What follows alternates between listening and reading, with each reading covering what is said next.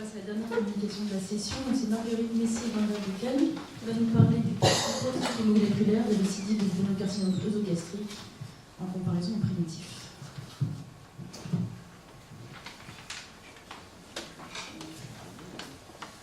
Donc tout d'abord, je tiens à remercier l'Académie nationale de chirurgie de me permettre de vous présenter mes résultats de master de recherche. Donc mon projet s'intitule PROMOREC, étude du profil moléculaire des récidives des adénocarcinomes œsogastriques. Et j'ai réalisé ce projet au sein de l'équipe INSERM S1172, dirigée par le Dr Isabelle Vanseningen, sous la direction scientifique du Dr Florence Renaud. Tout d'abord, il faut savoir que les cancers œsogastriques restent fréquents et de mauvais pronostics en France et dans le monde, avec en 2015 une estimation à 11 000 nouveaux cas par an en France et des décès à 7 500 par an en France.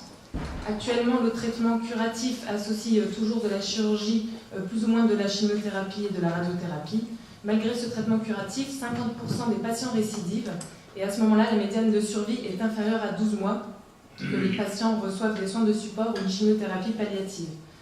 Lorsqu'une chimiothérapie est possible, finalement elle est quasiment identique à la chimiothérapie initiale, on peut néanmoins y associer dans 20% des cas une thérapie ciblée lorsque le patient présente une surexpression d'HER2. Les cancers œsogastriques sont majoritairement des adénocarcinomes. Ici représentée au niveau macroscopique une tumeur de la jonction œsogastrique, ici une lignite pangastrique, et ici une métastase surrénalienne d'adénocarcinome de la jonction œsogastrique. Au niveau microscopique, cela représente un adénocarcinome tubuleux, ici un adénocarcinome à cellules indépendantes, et ici un adénocarcinome mucineux. Tout ceci pour vous représenter l'hétérogénéité de ces tumeurs œsogastriques. Actuellement, il y a une seule classification moléculaire qui est présente pour les adénocarcinomes gastriques, qui a été proposée par le Cancer Genome Atlas en 2014, suite à l'étude de 295 adénocarcinomes gastriques dans le monde.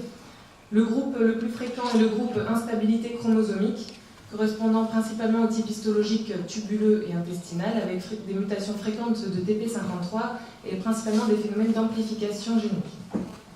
Le type génomiquement stable, représenté dans 20% des cas, correspond au type histologique adénocarcinome acellulaire indépendant ou adénocarcinome diffus selon la classification de Lorraine. Et le type instabilité microsatellitaire est présent dans 21% des cas. Le groupe viro-induit à Epstein-Barr virus était plus rare.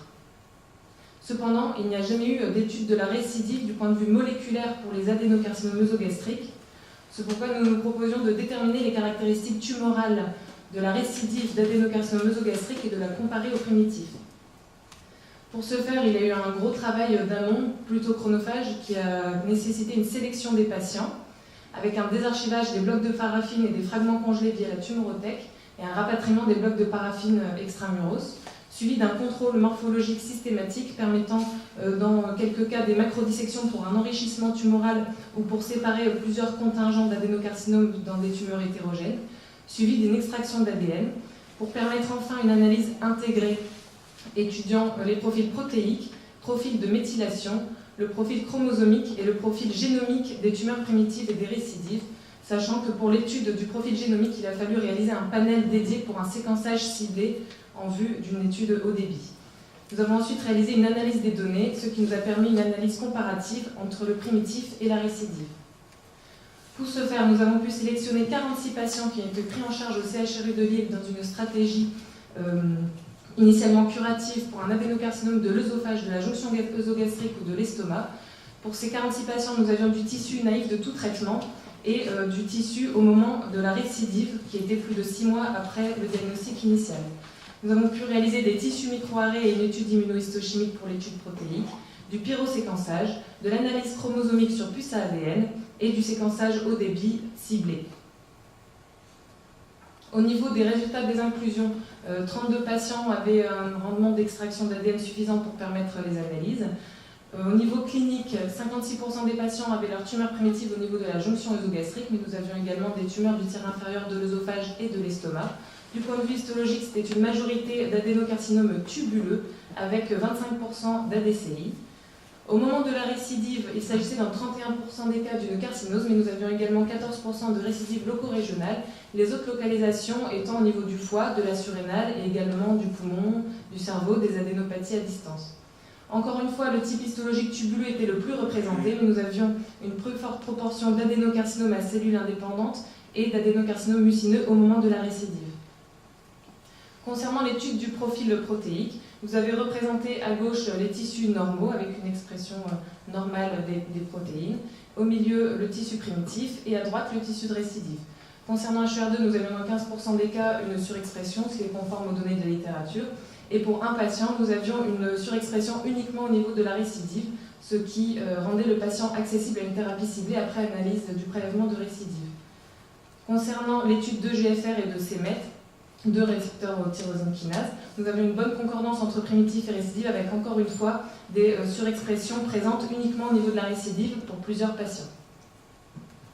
Concernant l'étude du profil chromosomique qui a été réalisée pour 9 couples d'échantillons, vous avez sur ce schéma à la partie supérieure de manière schématique les cas présentant peu d'altérations chromosomiques et à la partie inférieure les cas présentant de nombreuses altérations chromosomiques avec en vert les délétions et les pertes et en rouge les amplifications et les gains. De manière globale, nos récidives sont situées à la partie inférieure de ce schéma. Ainsi, les altérations chromosomiques sont plus fréquentes dans les récidives que dans le primitif œsogastrique. Concernant le profil mutationnel, pour réaliser notre panel dédié au séquençage ciblé, nous ne pouvions pas nous appuyer sur une bibliographie de la récidive puisqu'il n'y a pas d'études moléculaires sur la récidive. Nous nous sommes donc appuyés sur les mutations les plus fréquemment retrouvées au niveau du primitif. Nous avons ainsi obtenu un panel de 47 gènes avec 3 gènes mis en entier et pour le reste des gènes, les régions géniques et les hotspots. Nous avions pu étudier ce séquençage pour 27 couples d'échantillons avec une bonne profondeur de couverture. Concernant les mutations retrouvées, il y avait des mutations de TP53 dans 64% des cas, ce qui est assez représentatif de la littérature, et nous avions également des mutations de SMAD4, SMARCA4, PIK3CA et ARID1A dans 15, 12, 11 et 9% des échantillons.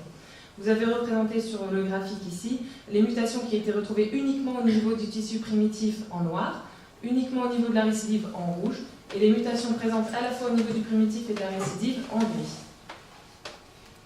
Nous sommes particulièrement attachés à ARID1A, qui est un gène de remodelage de la chromatine qui a été décrit dans les adénocarcinomes œsogastriques.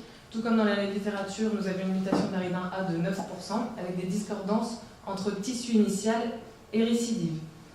Lorsque nous combinions nos résultats moléculaires avec les résultats protéiques, nous avions ici au niveau protéique le tissu normal avec une expression normale d'ARID1A, ici un exemple de tissu primitif avec une expression normale de ARID1A et aussi au niveau de la récidive une perte d'expression. La perte d'expression de ARID1A était reliée soit à une mutation tronquante de ARID1A au niveau du séquençage ciblé, soit une délétion observée lors de l'analyse chromosomique. Et pour 4 cas, nous n'avions pas de cause retrouvée à cette perte d'expression, ce qui nous laisse suggérer d'autres mécanismes que nous sommes en train d'étudier, tels que la méthylation du promoteur du gène.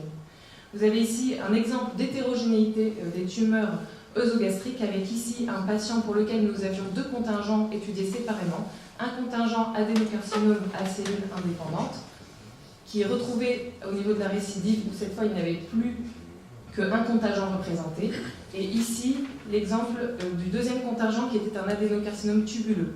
Vous aviez pour le premier contingent une expression conservée de ARID1A avec une absence de mutation du gène, et au niveau du contingent tubuleux, une perte d'expression de ARID1A associée à une mutation du gène ARID1A. Lors de la récidive, il y avait uniquement le contingent ADCI associé à une conservation de l'expression de ARID1A, et nous avions une mutation de SMAD4 retrouvée au niveau de la récidive qui était différente de la mutation de SMAD4 observée au niveau de l'adénocarcinome tubuleux initial. En conclusion, adénocarcinomes œsogastriques sont différents du point de vue protéique et moléculaire au niveau du primitif et de la récidive. Cela nous encouragerait à prélever la récidive de manière plus générale. Et éventuellement, il faudrait même réitérer les prélèvements, que ce soit au niveau spatial ou temporel, et principalement privilégier actuellement une recherche HER2 qui est actuellement l'AMM en thérapie ciblée. Le but ultime du travail serait de permettre une thérapie personnalisée et ciblée aux patients selon le stade de sa pathologie. Nous avons cependant des analyses à compléter, notamment en privilégiant un tissu congelé et riche en cellules tumorales. Nous prévoyons de poursuivre les inclusions avec une étude prospective actuellement en cours d'évaluation par le Comité de protection des personnes et par la NSM. Et nous avons prévu une optimisation du panel pour un séquençage ciblé plus optimal. Et à terme, nous aimerions réaliser des comparaisons de sous-groupes selon la localisation primitive, selon le type histologique, selon le site de la récidive et selon le temps de latence avant la récidive. Je vous remercie de votre attention.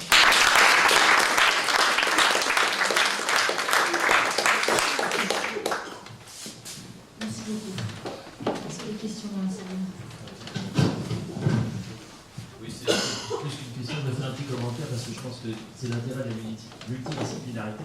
Il faut vraiment que vous lisiez tout ce qui se passe sur le sein d'un domaine, puisque le grand problème, si vous voulez, dans votre travail, qui est remarquable, que je trouve, mais pose un problème, c'est qu'on appelle tout le traitement pour les patients.